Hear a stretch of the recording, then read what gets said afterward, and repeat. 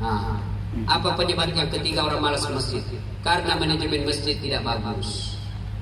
Saldo ke 70 juta, tapi karpetnya busuk. Dengar ini takbir masjid. Kalau ada pengurus masjid di sini, jangan simpan jamaah saldo menjadi di bank. Jangan kau simpan sumbangan orang di bank. Kenapa? Selama dia mengendap di bank, amalnya orang tidak jalan. Kalian bertanggung jawab di akhirat. Jadikan uangnya orang keran, jadikan uangnya orang tegel, jadikan uangnya AC, jadikan uangnya orang menjadi karpet supaya amal jariahnya jalan. Ini saldo ke 100 juta, kita mau kencing dadai. Ini pengurus masjid seperti ini, kalian akan bertanggung jawab di akhirat kelak.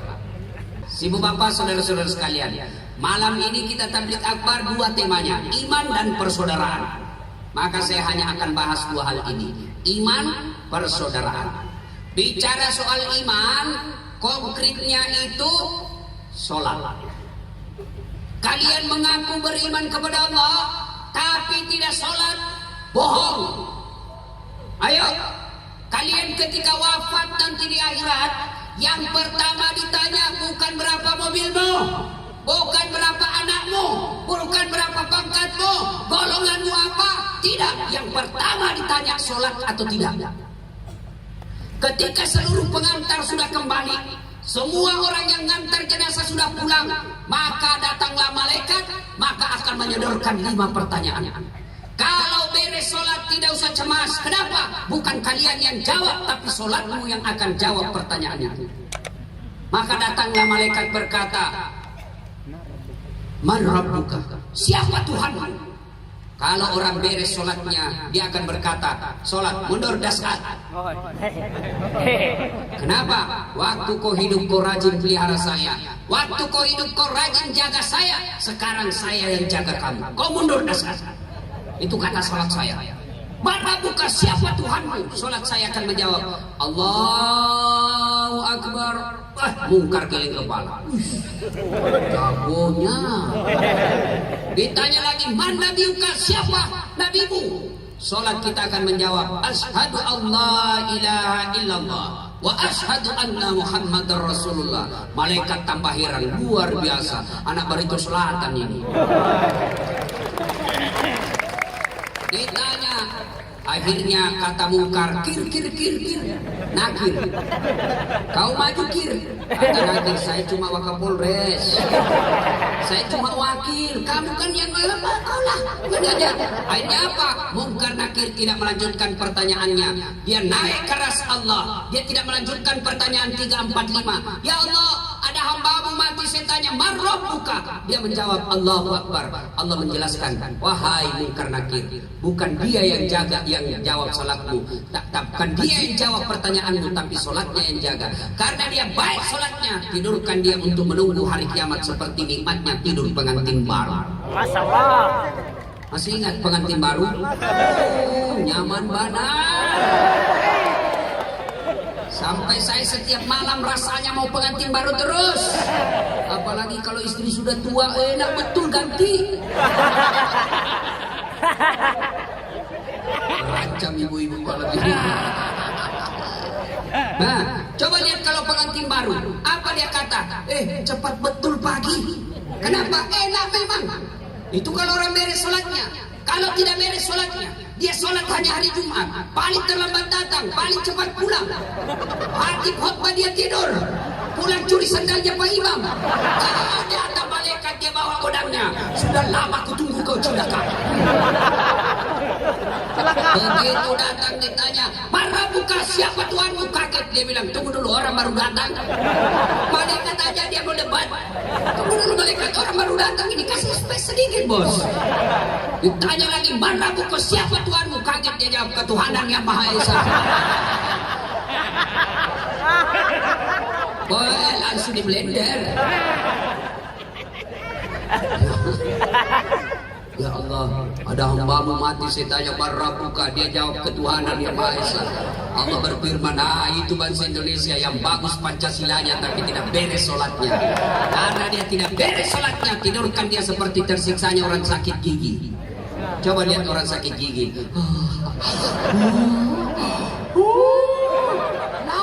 Lama, lamanya pagi. Itu kalau tidak beres sholat.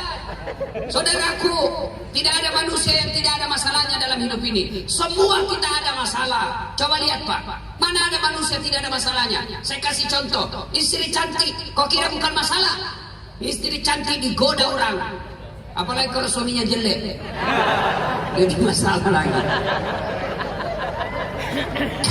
Berarti bagus kalau jelek istri jelek dihina orang, kita lagi yang malu jalan sama dia. Duluan aja pian, nanti ulun menyusul. Sampai di gedung, mana pian Pak? Kada jadi.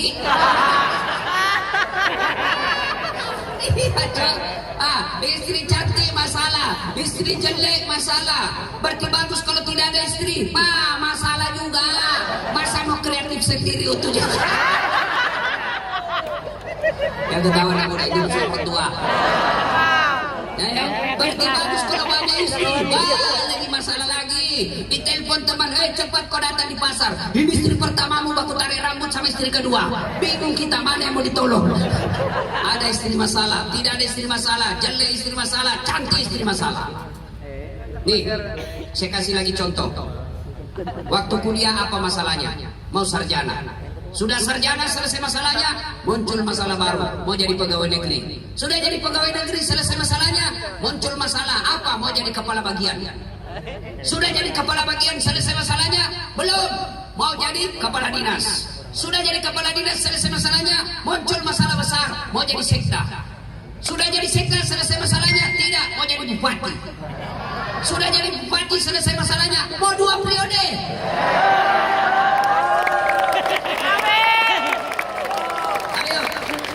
Sudah 2 periode selesai masalahnya, ditangkap KPK. Ayo, tidak ada orang tidak ada masalahnya, semua punya masalah. Ayo, Ustaz, tidak ada masalahnya, banyak masalahnya. Apa masalahnya? Ditipu jamaah. Ini juga yang suka tipu jamaah. Berapa jam itu ke sana naik speed? Paling lama 2 jam Ustaz. Sudah 2 jam. Pak Haji, kenapa belum sampai-sampai ini? Bapak bilang cuma 2 jam. Dia bilang sebenarnya ini Ustaz 9 jam. Wah. Kenapa Bapak bilang cuma 2 jam? Dia bilang kalau saya bilang 9 jam pasti Ustaz tidak mau datang. Semua ada masalah. Polisi, kok kira-kira masalahnya? Banyak masalahnya. Apa masalahnya? Takut sama istrinya. Mana ada polisi di sini tidak takut sama istrinya? Istrinya, suaminya AKBP, istrinya kombes. Mana? Dia bilang teman saya, sebenarnya itu polisi Ustaz tidak takut sama istrinya. Cuma istrinya ini selalu melapor sama istrinya komandan. Dan komandan juga takut sama istrinya.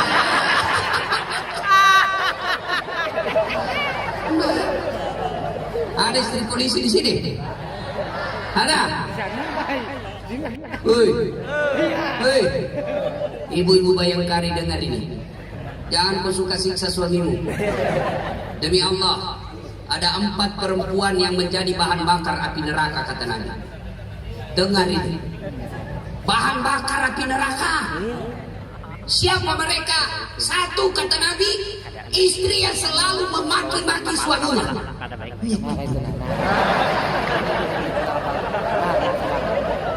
Oi, Bu, marah sama suami boleh. Saya tidak sangka kau begini bang. Dan kusangka saya tinggalkan Sulawesi ikut sebagai polisi. Saya ikut sama kamu bang. Saya tidak diberikan baju, saya ikhlas. Wajar kalau ibu marah begitu, wajar. Tapi tidak boleh maki-maki. Saya tahu begini, saya tidak mau kawin sama kau polisi. Cilaka kamu. Bodoh. Sama saja bodohnya bapaknya ini. Masuk neraka kau dong. Dan ketawa serius orang ini. Dan kira ini gampang sebagai suami. Kira gampang itu polisi. Kasihan ini polisi. Coba lihat itu suamimu. Tugas 24 jam. Biar lagi ribut, libur dipanggil sama komandan. Siap komandan. Coba lihat itu kasihan itu polisi. Di kantor dimarah-marahi sama komandannya. Di jalan minum asap kotor di jalan. Disiram sama ban mobil. Di warung kopi tagihannya banyak. Mau datang warung kopi, sini semua orang di dalam warung kopi. Datang lagi, mau dibayarkan. Coba kasihan itu polisi. di kantor dimaki-maki. Siap salah pak, siap salah, ditendang patahnya, siap salah pak. Itu sampai lagi di rumahnya dimaki-maki lagi sama istrinya. Kenapa kau tidak lawan? Bodoh ini, apa mau dilawan? Dia Kapolres. Hoi, hoi bu, jangan suka marah-marah. Kasihanilah suamimu ini. Enak itu kalau dia pulang kasihan, di kantor dimaki-maki, di jalan dia dihina, kehujanan, kepanasan, datang suami, ibu tampil memberikan semangat. Sabar bang, memang beginilah sebagai petugas. Satu yang berbuat salah, seluruh institusi kita dihina. Tapi sabar bang, sabarmu akan menjadi amal. Lalu ibu bukakan sepatunya, lalu ibu peluk di sampingnya sambil menyanyi. Bila kamu di sisiku, hati rasa syahdu. Langsung suami bilang, biar saya dimarah komandan, tapi kau adalah bidadari dalam surgaku. Masuk lagi kamar berantakan pakaian, marah-marah suami, kita peluk lagi dari belakang sambil menyanyi. Insaflah wahai manusia. Enak kan Pak Polisi kalau istri kita begitu? Ya. Itu tapi itu istri zaman dulu. Istri zaman sekarang lagunya ndak enak didengar. Pulang suaminya apa lagunya? La la la la la la, panggil aku si Jamlan. Abang jarang pulang, aku jarang dibelai. Jablay dong. Ini ibu nyanyinya apa? Bu, boleh bu olahraga di lapangan Polres, boleh, tapi jangan campur-campur laki-laki. Ini campur laki perempuan. Di depan lah ibu-ibu jadi pelatih, celananya sempit, roknya sempit. Depan lah dia jadi pelatih, bapak-bapak di belakang, ibu-ibu depan. 1, 2, 3, bapak-bapak di belakang. 4.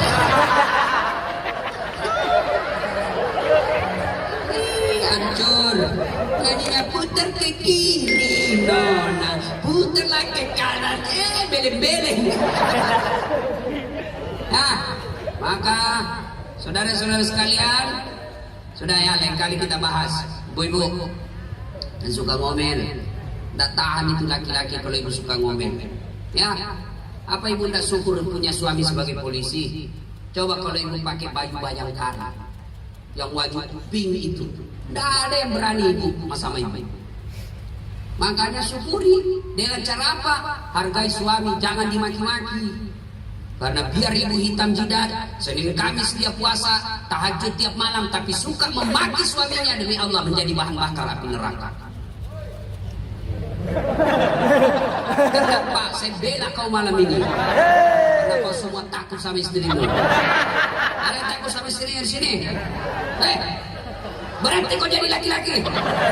Ngamuk dia Ustaz, tidak apa-apa kalau dia ngamuk. Dia kasih pecah piring, kasih pecah semuanya. Kalau dia kasih pecah gelas, bantu hancurkan semua. Kenapa? Piring gelas boleh dibeli, harga diri sebagai suami tidak boleh dijanji istri. Cepat. Itulah yang takut sama istrinya. Ustaz bagaimana? Takut sama istri? Tidak, cuma istriku lebih berani. Salatullah salamullah ala toha rasulillah. Salatullah salamullah ala yasin habibillah. Nah, saudara, tidak ada manusia tidak ada masalah. Penyakit, hutang, dagangan kada laku-laku, suami selingkuh, istri kasar, anak tidak nurut, semua masalah. Allah tidak menjelaskan. Pak Bupati, Kapolres, Dasat, ada masalahmu, kau kaya dulu baru selesai. Tidak. Hai hamba-hambaku, ada masalahmu, kau jadi doktor dulu sekolah S3 supaya selesai masalahmu. Tidak. Allah cuma minta, ada masalah, ista'inu bis-sabri wassalam. Sabar, perbaiki sholatmu, saya yang selesaikan masalahmu. Itu janji Allah. Ustaz, kenapa hidupku susah? Saya dagang bangkrut, saya bawa mobil dicuri, saya nggak Grab dicuri, saya punya motor. Jangan usah, nggak usah kau cari siapa yang salah. Lebih koreksi sholatmu. Tidak mungkin Allah sengsarakan hidup bagi mereka yang baik sholatnya. Bapak-bapak polisi mau naik pangkat, tidak usah kau cari muka sama Kapolres, capek cari muka. Ya Pak, siapa? Cemen lu men. Hei, Kapolres suka sama kamu, tapi istrinya Kapolres tidak suka, susah juga hidupmu. Lalu bagaimana? Minta kepada Allah. Kalau Allah yang bantu kalian, tidak ada artinya kekuatan Kapolres, malah Kapolres dimutasi. Wah, sholat aja, insya Allah hidup bahagia. Demi Allah, saya bisa seperti ini karena saya rajin pelihara sholat saya. Saya pernah rasakan dihina sama teman saya. Ada saat nggak malu-malu kau itu cakar semua baju. Cakar itu baju bekas, rombengan. Alhamdulillah itu orang tahun ke-8 Ramadan kemarin setiap tahun saya kasih zakat. Saya sekolah dulu jalan kaki dari Jalan Harimau Makassar, jalan kaki dari Jalan Harimau ke Jalan Cakalang Makassar SMA 4, berkilo-kilometer jalan kaki berhujan-hujan sekolah. Waktu saya SMP, karena celana takut rusak, kalau saya duduk di bangku saya lapisi kertas beberapa supaya tidak cepat rapuh. Saya punya celana. Saya dihina orang. Lihat pesawat, saya kapal lalu tuh. Saya bilang bisa aja, saya naik pesawat nanti saya meninggal. Alhamdulillah sekarang saya capek naik pesawat. Dulu saya jalan kaki, alhamdulillah sekarang kendaraan saya pakai di Makassar. Nah, tak kabur ya, supaya kalian yakin. Kendaraan yang saya pakai sekarang di Makassar belum cukup 5 seperti yang saya pakai sekarang. Dengan izin Allah, saya pernah jadi cleaning service membersihkan toilet 4 satu hari. Saya bersihkan tiap hari itu. Travel, saya bilang sama koordinator kebersihannya, nggak usah kau gaji saya, tapi kalau ada undian umrah kasih masuk nama saya. Sampai tutup itu kantor nggak dapat. Tapi alhamdulillah sekarang saya punya travel sendiri. Bahkan sopirku saya bilang, kau pergi umrah sama istri. Dengan izin Allah. Kalau Allah yang mau, kecil apa yang kau mau bos? Kecil jadi kapolsek, kecil jadi kepala dinas, kecil sembuh penyakitmu, kecil rumahmu, utangmu lunas. Yang penting Allah cuma minta sholat dengan baik. Mana ada orang susah hidupnya kalau baik sholatnya? Tuhan apa yang mempersulit hidup orang yang sholat? Cuma kalian tidak sholat. Kalian lebih senang datang sama Kapolres, lebih senang cari muka sama bupati. Berapa tahun jadi bupati? 5 tahun. Paling untung 10 tahun. Sudah itu, wabillahi taufiq wal hidayah. Ayo, apa lagi yang mau kita? Mintalah kepada Allah. Saudaraku, dengar baik-baik. Kalian PNS, polisi, ditempatkan di tempat ini, bahkan tempat pelosok yang tidak ada sinyal. Kalian masih punya pilihan. Berhenti saya jadi pegawai, berhenti saya polisi, pensiun dini, selesai masalah. Kalian ditugaskan ke sini, ternyata tidak senang di sini, masih bisa berhenti, saya kembali ke Jakarta, lebih saya pensiun dini. Masih ada pilihan. Tapi begitu kamu masuk kubur, senang tidak senang dalam kubur, tinggal kau di situ, tidak boleh kau balik lagi. Dan orang yang tersiksa di dalam kubur, kata Nabi, al-mutahawil bis sholat, yang menganggap enteng sholat. Ketika seluruh pengantar sudah kembali, malaikat datang bertanya, maka datanglah utusan Allah dari neraka, namanya As-Suhuja al-Ukra. Siapa? Ular, ekornya cuma 1 tapi kepalanya tidak bisa dihitung. Dia akan berkata, ini jenazah, man anta, siapa kamu? Sayalah sholat yang kau anggap enteng selama ini. Apa tugasmu kau datang di sini? Saya diperintah Allah menyiksa kamu, melilit kamu sampai datangnya hari kiamat. Kalian menderita di dunia tidak akan menderita selama-lamanya. Tapi kalau kau tidak sholat, kau akan menderita selama-lamanya sampai hari kiamat, sampai hari akhir. Sholat, saudara. Saya sudah sholat, Ustaz. Kenapa hidupku masih susah? Kau tidak ikhlas sholat. Hayya 'alas sholat, asar lagi. Barusan duhur, aku tidak ikhlas. Saya sholat, Ustaz, kenapa hidupku susah? Kau sholat tapi tidak ikhlas. Mana buktinya? Itu juga bajumu kau pakai kencing, itu juga celanamu kau pakai toilet, itu juga celanamu kau pakai ke pasar, kau pakai tidur, kau pakai main futsal, itu lagi kau pakai menghadap kepada Allah. Mana boleh bos? Boleh, tapi tidak ikhlas namanya. Malah ada ibu-ibu yang tanya, Ustaz, bolehkah itu sholat tidak pakai BH? Kenapa bisa dibilang panas, Ustaz? Karena ada kipas. Boleh tapi tidak sopan. Ibu ketemu bupati tidak pakai BH, ditempelin kau istrinya. Ya Pak Bupati, mohon maaf Pak Bupati. Ayo, sholat tapi main-main. Padahal orang yang baik sholatnya kata Allah, qad aflahal mu'minun. Beruntunglah orang-orang yang beriman. Siapa? Alladzina hum fi salatihim khashi'un. Mereka yang khusyuk dalam sholatnya. Maka kalian kalau mau beruntung dalam hidupmu, beruntung dalam bisnismu, sembuh segala penyakit-penyakitmu, perbaiki sholat. Saya sholat Ustaz, kenapa hidupku masih susah? Betul kau sholat tapi main-main. Oh.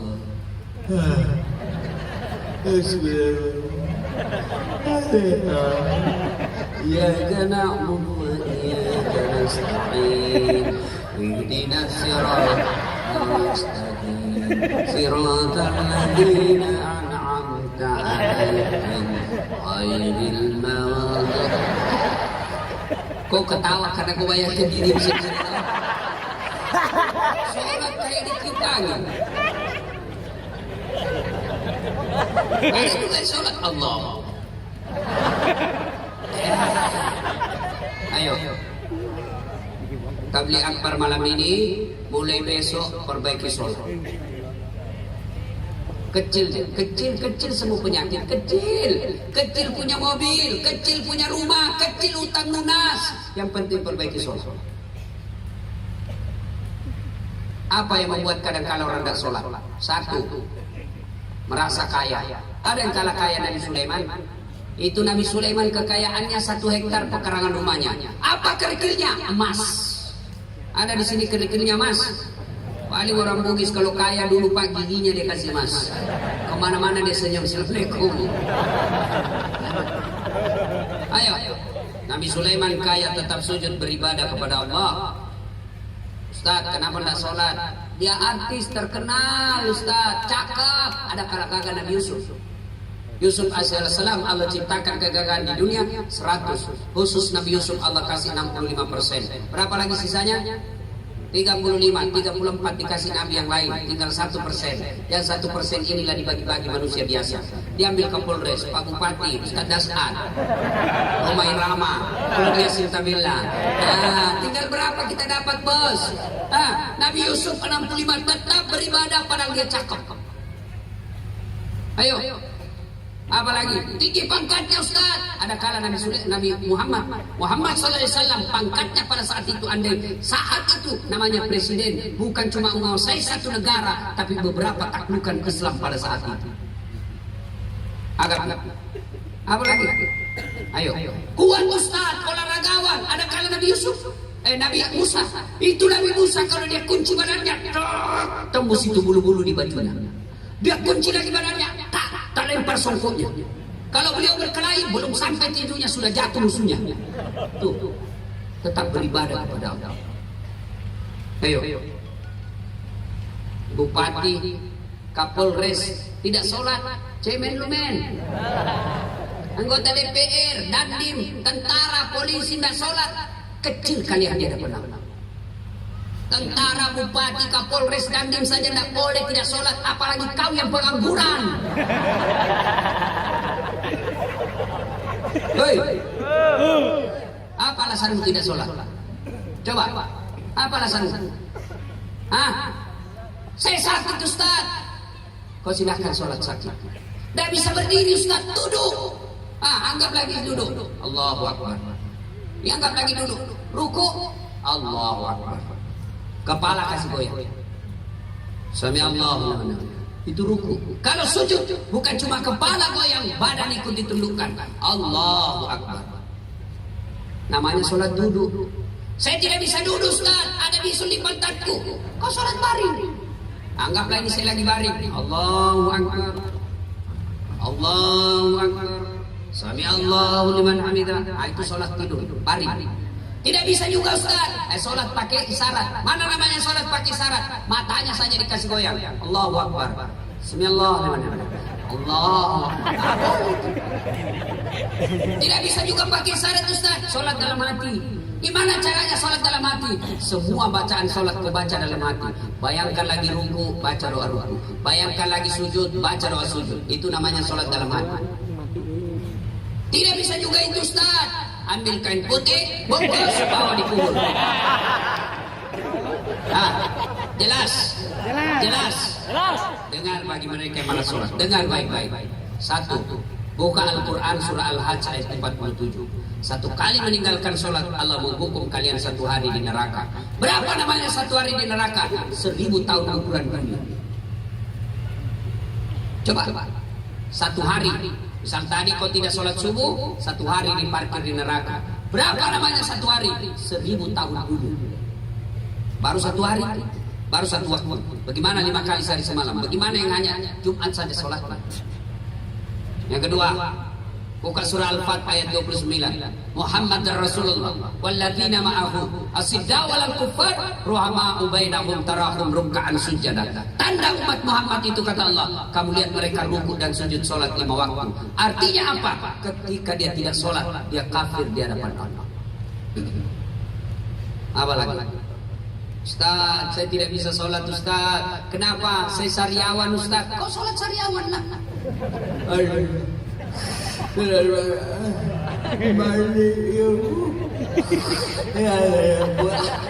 Allah tahu kau lagi sariawan. Yang ketawa, saya serius ini. Nah, demi Allah, orang yang tidak ada sholatnya, kalian bukan orang beriman. Maka mengaku beriman kepada Allah, tunaikan sholat dengan sebaik-baik. Yang keempat, dengar baik-baik yang mereka malah sholat. Nabi jelaskan, andai sholat ada dalam dirimu, maka sholat itu seperti fungsi pentingnya kepala. Coba lihat kepala Pak, coba lihat kepala. Ada orang masuk perang polisi, tembak kakinya, amputasi 2 kakinya, masih bisa hidup. Potong kedua tangannya, masih bisa hidup. Tidak ada telinganya, masih bisa hidup. Buta sama sekali, masih bisa hidup.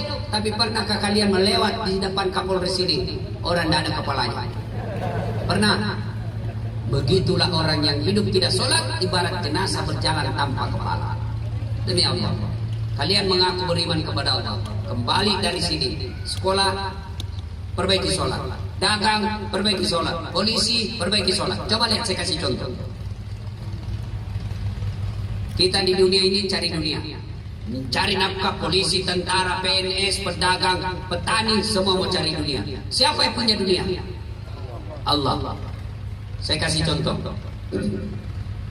Pak Kapolres punya ajudan, Pak Dandim punya ajudan, Bupati punya ajudan. Coba kalau mereka ini bos-bos panggil ajudan. Misalnya Kapolres panggil ajudan, ajudan, langsung itu ajudan biar lagi tidur lompat, siap komandan, biar lagi makan kuaci, siap perintah. Coba langsung lari. Kira-kira kalau Kapolres panggil ajudan, tunggu dulu Pak. Ajudan, Bapak ndak lihat sisimu. Wah, diinjak lehermu bos. Tuh. Begitu takutnya manusia ketika mereka memanggil. Bosnya memanggil, komandannya menangis. Begitu takut. Tapi ketika Allah yang panggil, hayya 'alas salat. Mari dirikan sholat. Apa kita bilang? Tunggu, lagi ada pembeli. Bayangkan Tuhannya disuruh menunggu. Kapolresnya tidak berani bilang tunggu. Allah yang panggil dia bilang tunggu. Pantas 30 tahun kau jadi polisi, tidak bisa lepas dari BRI. Kenapa? Karena kau anggap remeh itu panggilan Allah. Maka perbaiki sholat. Kecil buat Allah, kasih kalian apa yang kalian mau. Perbaiki sholat. Nah, ini yang pertama. Yang kedua, setelah sholat, kaitannya dengan persaudaraan. Lihatlah sholat jamaah. Bicara soal persaudaraan, belajar dari sholat jamaah. Ada di antara kita rajin betul sholat jamaah, tapi suka bermusuhan.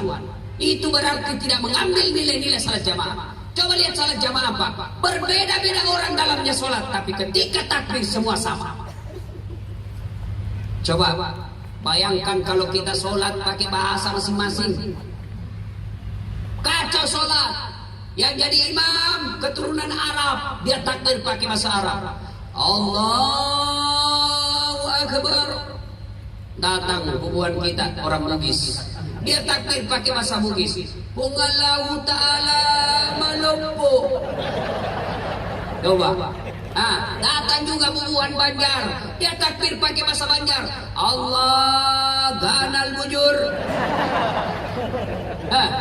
Datang pula orang Kutai, dia takbir pakai bahasa Kutai. Allah pore benih. Datang pula orang Padang, penjual nasi Padang, dia takbir pakai bahasa Padang. Allah nan gadang. Terakhir anak dari Jakarta, dia takbir pakai bahasa gaul. Allah gede banget gitu loh. Kacau toh? Itu belajar Pak. Coba lihat orang dari masjid. Yang masuk dari pintu kanan masuk masjid menghadap kiblat. Yang masuk dari pintu kiri masuk masjid hadap kiblat. Yang datang dari depan masjid masuk ke masjid hadap kiblat. Tidak ada orang masuk dari kanan dia menghadap kanan, masuk dari kiri hadap ke kiri. Begitu sujud baku hantam pantatnya. Begitu orang Islam. Bersaudara kita. Ini sekarang yang banyak membuat kita pecah belah. Apa? Satu yang membuat kita pecah belah. Apa itu? Pilkada. Sebentar lagi pilkada. Pilgub. Silakan berbeda pilihan. Siapa calon gubernurmu? A. Siapa kamu? B. Siapa kamu? C. Sama saja siapa yang terpilih gubernur kita semua. Jangan kalian berpecah belah hanya gara-gara janji-janji politik. Jangan percaya janji politik. Kalau mau dia pilih diganti, dia bagi-bagi kartu namanya. Nih kartu nama saya, bagi nih. Sama-sama kita orang Banjar, pilih saya. Ada masalah, telepon saya 24 jam. Begitu terpilih diganti nomor HP-nya. Hai saudara, jangan kalian berpecah belah hanya gara-gara pilgub. Ini yang pilgub ini biasa yang memecah belah ini apa? Tim sukses. Dengar ini. Para calon-calon ini, silakan kalian jadi tim sukses, tapi jangan bodoh-bodohi masyarakat. Jangan kau sogok rakyatmu. Dengar Pak Bupati, Bapak mau maju 2 periode, jangan ajari rakyat itu disogok. Jangan bagi-bagi duit. Tim sukses Pak, jangan percaya mereka itu cari duit aja Bapak. Pak Bupati, tidak semua orang di dekat Bapak orang baik. Mereka hanya mendapat apa yang saya bisa dapat dari Bupati. Maka Pak Bupati, kalau Bapak jabat tangan sama orang yang ada sama Bapak, terutama kontraktor, ucapkan ta'us berlindung kepada Allah. A'udzubillahi minasyaitonirrajim. Saya berlindung kepada Allah dari godaan setan yang terkutuk. Sudah itu. Ya. Percaya Pak Bupati, tidak semua orang di samping Bapak niatnya baik. Yang ada adalah apa yang bisa saya dapat dari Bapak. Ya, tambahin lagi. Kamu juga jangan minta wani biro. Nah, kamu larang orang disogot tapi kamu bilang wani biro mas. Hei, kalian tidak akan kaya dengan menerima uang politik 300.000. Kalian tidak akan miskin dengan menolak uang 300.000. Tapi demi Allah, uang yang kau terima dan masuk dalam darah dagingmu akan menyebabkan kalian akan susah diterima doa. Kenapa? Salah satu sebab doa tidak dikabulkan, makan makanan haram.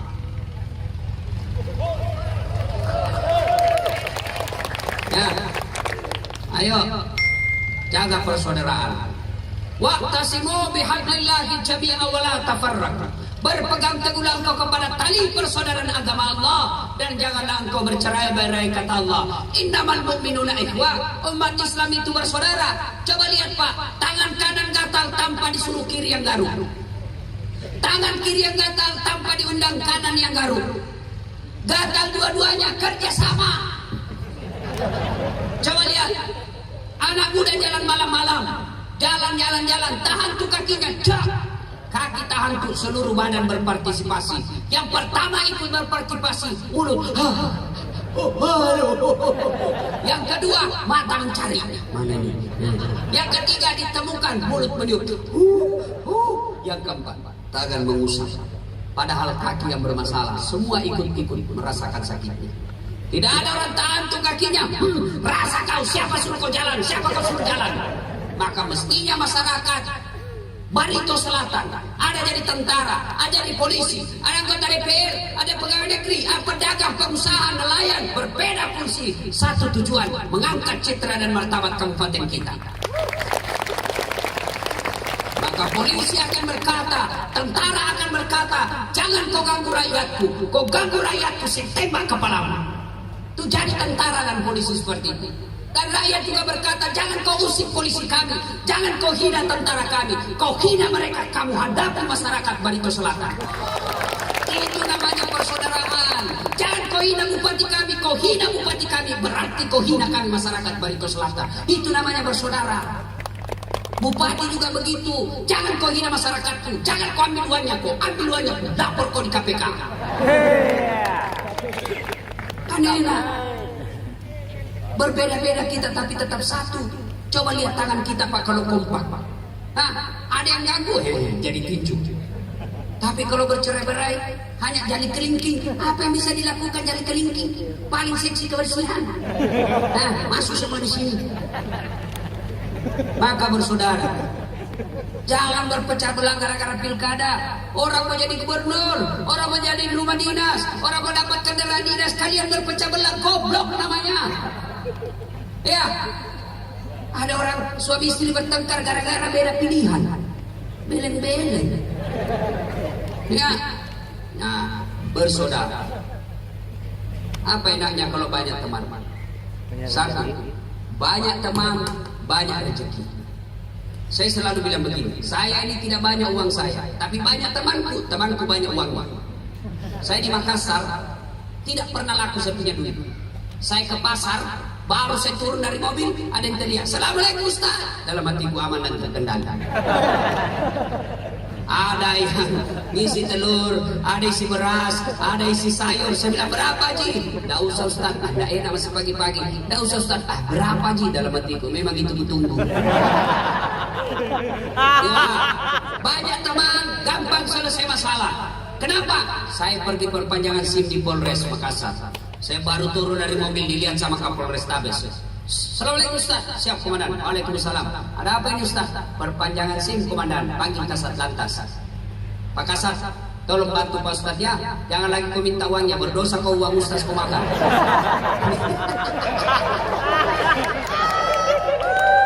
Enaknya jadi banyak teman, gampang selesai masalah. Yang ketiga, banyak teman, sehat walafiat. Kok bisa? Banyak doakan. Saya ini Pak, hampir tidak pernah tinggal di rumah. Orang bilang, "Buat betul ini Pak Ustaz." Saya bukan buat, tapi banyak doakan saya. Alhamdulillah, banyak teman, murah rezeki, gampang selesai urusan, sehat walafiat. Maka saudaraku, bersaudara, jangan berpecah belah. Kalian berpecah belah, biar hitam sholat, kalian akan bangkit. Kata Nabi suatu ketika, "Atadruna manil muflis?" Saudara-saudara sekalian, siapa yang tahu yang bangkrut nanti di akhirat? Yang tidak sholat ya Rasul, dia sholat. Yang tidak puasa Ramadan ya Rasul, dia puasa. Yang tidak bayar zakat ya Rasul, dia bayar zakat. Yang tidak haji ya Rasul, dia haji, bahkan tiap tahun dia umroh. Sahabat heran, kalau begitu siapa yang bangkrut ya Rasul? Nabi menjelaskan, jarusu wa khati'ur rahim, tetangga yang jahat sama tetangganya dan memutuskan persaudaraan. Sahabat bertanya, kok bisa bangkrut? Dia puasa, dia sholat, dia zakat, dia haji, kok bisa bangkrut? Nabi menjelaskan, betul, hubungannya kepada Allah baik, tapi sayang hubungannya kepada sesama manusia jelek. Maka ketika dia setor pahalanya, "Ya Allah, ini sholatku 30 tahun. Datang tetangganya, "Tunggu dulu Tuhan, saya pernah bertetangga di Barito Selatan. Dia serobot tanahku di pagar. Saya mau lapor dia temannya sama polisi. Saya minta keadilan." Dia bilang, Allah berfirman, "Ya sudah, ambil sholatnya itu 30 tahun. Habis sholat 30 tahun. Dia setor lagi puasanya. "Ya Allah, ini puasaku 30 tahun. Datang lagi teman kantornya, "Tunggu dulu Tuhan, saya pernah satu kantor. Dia fitnah saya, katanya mobilku hasil korupsi. Gara-gara itu saya dijadikan staf ahli. Ahli yang tidak ada stafnya. Saya minta keadilan." Allah berfirman, "Sudah, ambil dia punya puasa. Habis sholat 30 tahun, habis puasa 30 tahun, dia setor lagi hajinya. "Ya Allah, ini hajiku." Datang lagi, "Tunggu dulu Tuhan, saya pernah sama-sama caleg. Dia fitnah saya, dia sebarkan berita bohong, dia hina saya, dia sebarkan berita kebencian. Gara-gara fitnahnya saya tidak terpilih, padahal habis duit saya 2 miliar. Allah berfirman, "Ya sudah, ambil saja hajinya.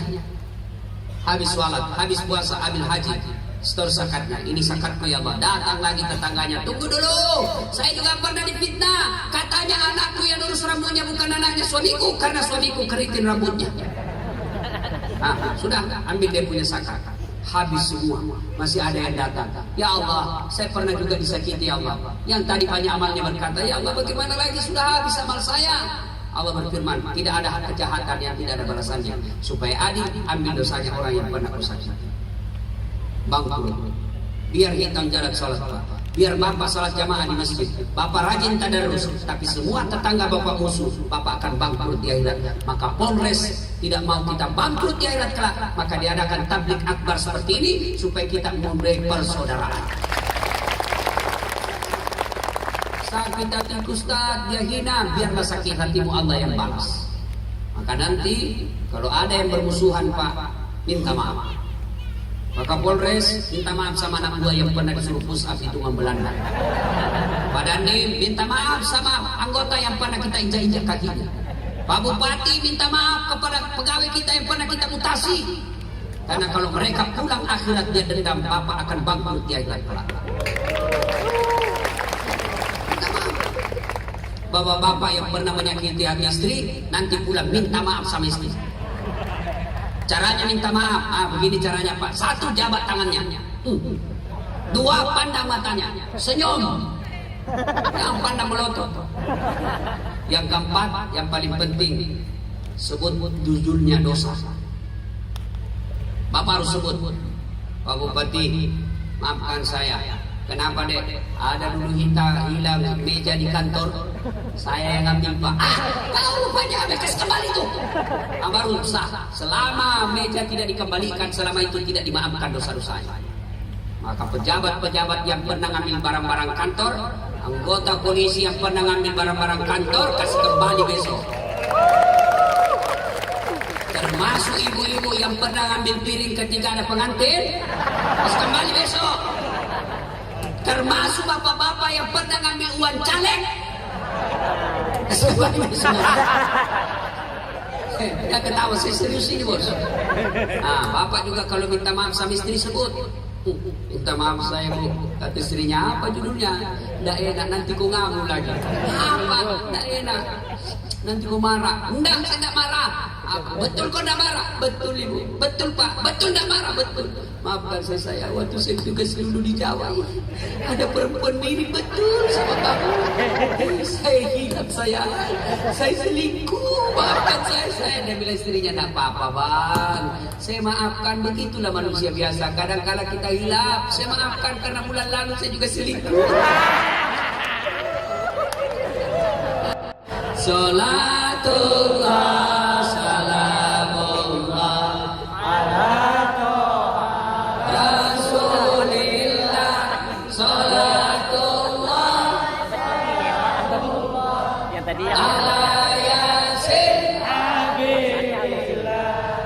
Coba, bagaimana cara memelihara persaudaraan? Satu, memaafkan. Dua, ayo datang ke masjid. Di masjidlah kita sholat berjamaah. Itu contoh persaudaraan dalam Islam. Alhamdulillah saya lihat ini di masjid Pak, di Barito Selatan selalu ramai sholat jamaah.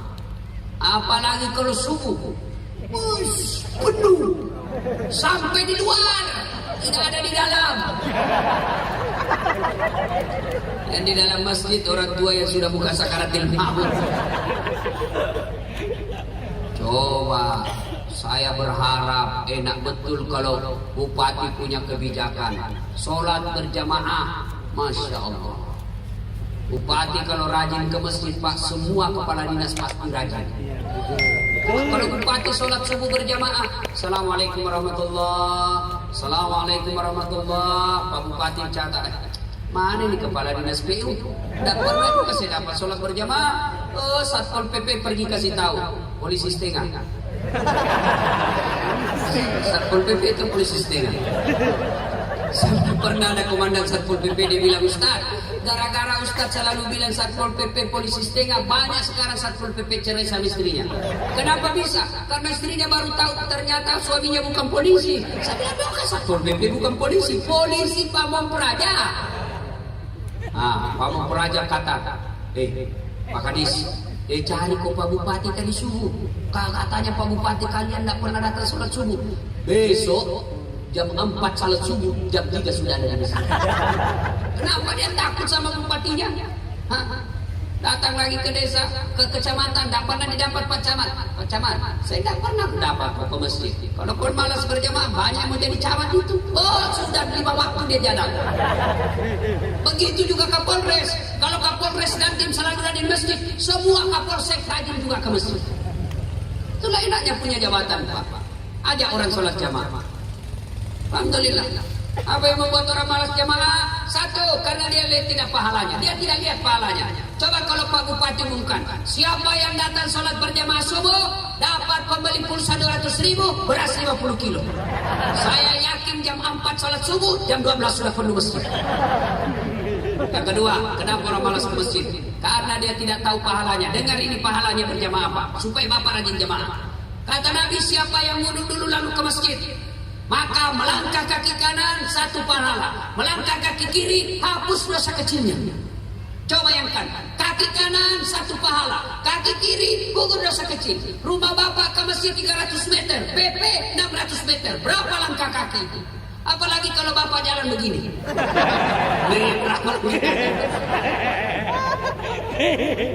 Apalagi pahala berjamaah. Kata Nabi, kalau kalian ke masjid dan gerimis atau hujan, basah bajumu ke masjid, tidak usah cemas. Baju yang basah itu akan melindungi kalian dari sentuhan api neraka. Apalagi keutamaan berjamaah. Semua materi yang kita lewati, pagar, tembok, dinding, aspal akan jadi saksi. Ya Allah, jangan masukkan neraka. Saya saksinya. 21 Februari dia datang berjamaah sholat di masjid. Itulah sebabnya kalau kita sholat sunnah di masjid, tiap 2 rakaat pindah, 2 rakaat pindah. Supaya apa? Tambah banyak saksi di akhir. Jangan juga salah paham. Mantan sudah dengar begini, dia ke kota dulu, ngeliling lapangan sepak bola, baru dia ke masjid. Sudah sampai begitu, sudah selesai sholat orang. Beda-beda namanya.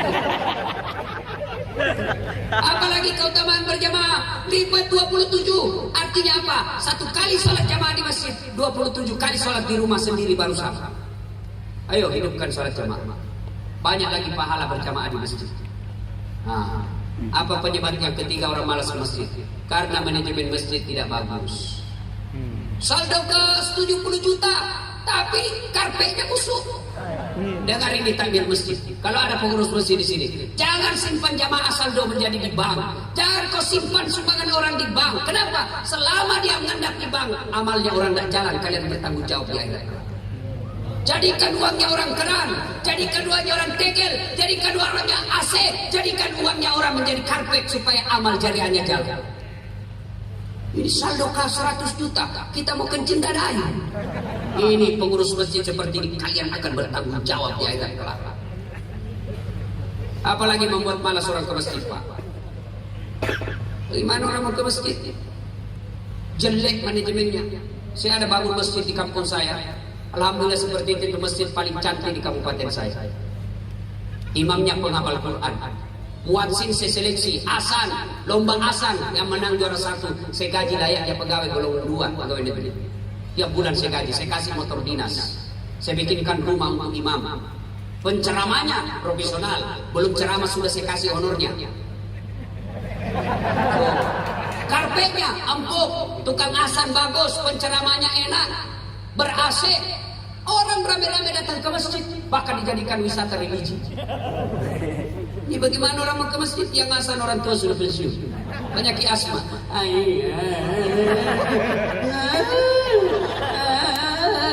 Ada bilang anak muda itu lagi orang tua asal dia lagi menjengkel. Ayo, karpetnya begitu kita sujud teh cica di dapur, panas pula. Sound systemnya begitu kita takbir langsung story. Allahu Akbar. Perbaiki sudah asal sudah takbir terpaksa kita tahan 10 menit. Apalagi penceramanya neraka aja terus dia cerita. Kalian dibanting, dibakar, ditusuk pakai linggis, masuk di perut. Dia bilang anak muda, tidak usah ke masjid, bikin takut-takut. Ada itu penceramah, neraka aja terus dia cerita. Kayak dia saja punya neraka. Begitu Pak, kau panitia hari kiamat dong mau. Kita di rumah dimarah-marah sama istri, di warung kopi banyak tagihan, di kantor dimarah-marah. Maulah kita ke masjid supaya dapat pencerahan, sampai di masjid neraka. Bagaimana kita tidak cepat sakaratul maut? Apalagi yang membuat orang malas ke masjid, Pak? Imam. Kadang-kadang ada juga ini imam menjengkelkan.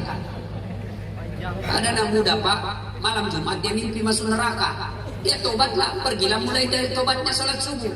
Pulang sholat subuh, Jumat, saya bilang, gimana anak muda? Enak sholat di masjid itu? Dia bilang, apa enak Ustaz, aliran sesat. Kenapa kau bilang hilang syarat? Sholat subuh 3 rakaat, bukan 3 rakaat saja tilawah. Makanya imam kalau mau takbir sujud tilawah, jelaskan dulu sama jemaah. Kita sujud tilawah supaya orang tidak malu. Kan biasa kita ruku ternyata turun.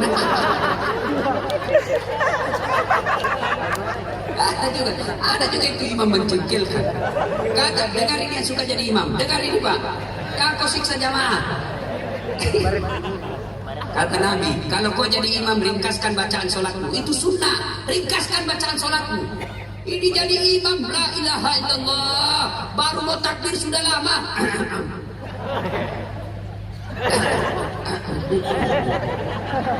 Apa nak kau tinggalankan itu? Kata Nabi, kalau kau jadi imam ringkaskan bacaan sholatmu. Kenapa? Karena di belakang macam-macam. Ada orang tua pensiunnya yang mati. Kau siksa kasihan. Jatuh kepalanya, naik lagi, belum selesai jatuh lagi.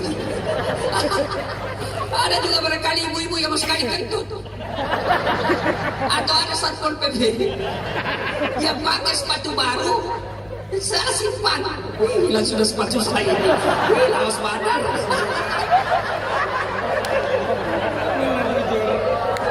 Atau ada anak muda yang kunci motornya dia lupa di motor. Hilang sudah motor saya lama. Pak Imam, lama betul. Ada orang mau ke masjid bos. Itu dengar ini Pak Imam. Ya. Yang kedua, kata Nabi, umum ringkas. Yang kedua, baca yang umumnya orang hafal. Tujuannya apa? Satu, ketika kau salah ada yang bisa luruskan. Coba kalau imam membaca wadduha salah, kita bisa bantu. Kenapa umumnya orang hafal? Tapi begitu imam membaca surah Al-Anfal salah, sudah hadapi dirimu sendiri. Apa suruh kau?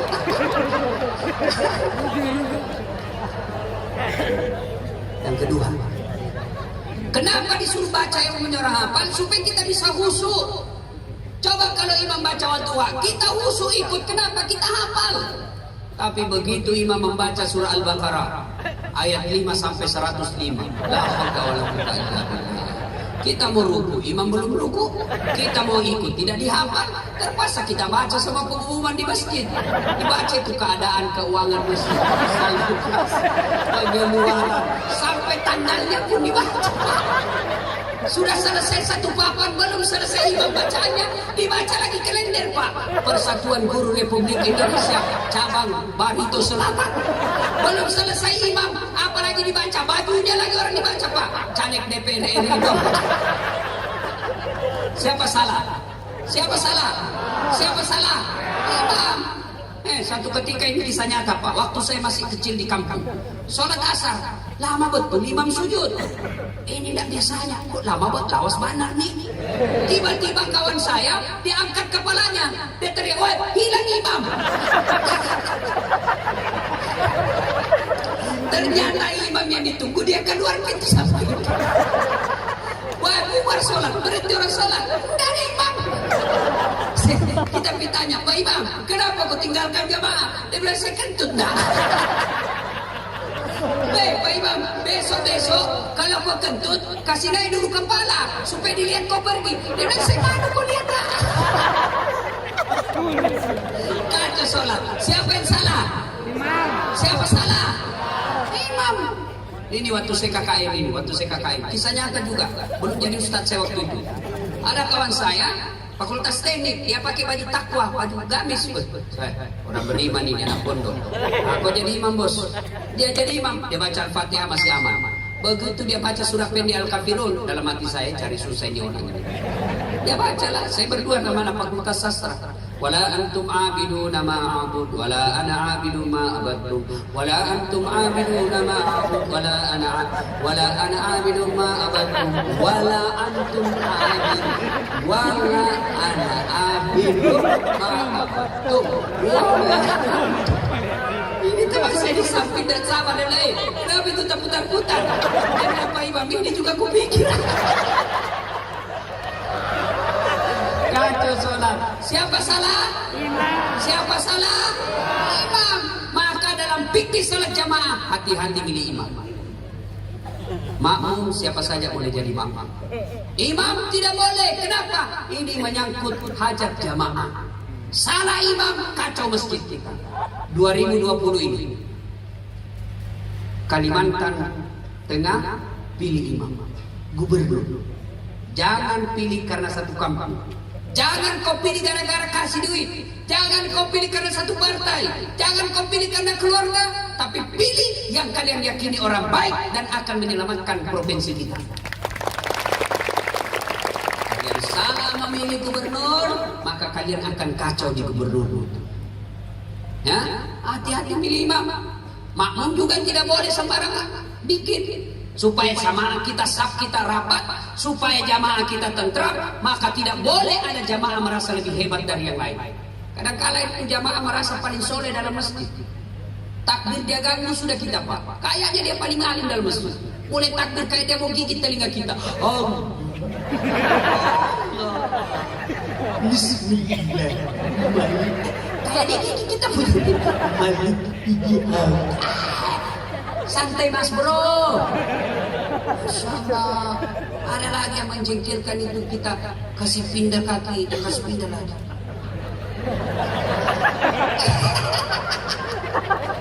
Ada begitu. Dengar kalian yang mau kasih sentuh kakinya orang, kasih tahu dulu orang, Pak, bolehkah kaki saya menyentuh kaki pian? Kalau dia bilang boleh aja, silakan. Tapi kalau bilang jangan deh, kau ganggu saya. Saya kalau disentuh ke jari-jari saya geli, maka yang langsung lihat kaki saya. Saya pernah begitu, saya kasih pindah, dia kasih pindah lagi. Saya kasih pindah, dia kasih pindah lagi. Saya kasih, dia kasih. Selesai sholat ditanya, kenapa dia kaki Ustaz? Kau ganggu saya. Ini supaya rapat. Kalau kau mau rapat, bukan kaki kasih rapat, tapi siku atau bahu. Kakimu bisa rapat tapi sapu renggang. Renggang. Tapi kalau siku tidak ada orang sholat begini. Itulah juga sebabnya tidak boleh diganggu orang yang sholat. Maka Nabi katakan kalau kau pergi ke masjid terutama subuh kau sikat gigi dulu. Kalau tadi malam kau makan jengkol, orang balik ke kanan kau balik. Selamat. Sampai mati dia ingat mulutmu busuk. Itu asas maknanya. Jangan kau ganggu tetangga. Orang dalam sholat jamaah kalau kau tidak ganggu tentram dan damai sholatmu. Begitu juga kalian bertetangga. Jangan ganggu tetanggamu. Jangan kau serobot tanahnya. Jangan tanamanmu mengganggu orang. Itu kalau tanaman dalam Islam, kalian tanam pohon mangga dan manggamu menyeberang dan kainnya ke tetangga lewat pagarnya, maka lewat pagar miliknya tetangga. Kalau lewat pagar, mahasiswa saya di UNAS tanya, Ustaz, bagaimana kalau istrinya tetangga menyeberang? Lain itu dong. Nah, ibu bapak, saudara-saudara sekalian, dulu ulama berpesan, kalian mau sukses dua saja rahasianya. Hablum minallah, hablum minannas. Hubunganmu perbaiki kepada Allah, itulah sholat. Hubunganmu hablum minannas, itulah persaudaraan. Jangan berpecah belah. Mudah-mudahan ada manfaat. Banyak yang ingin saya sampaikan, tapi waktu jualah yang membatasi kita. Insya Allah lain waktu dan kesempatan kita akan lanjutkan.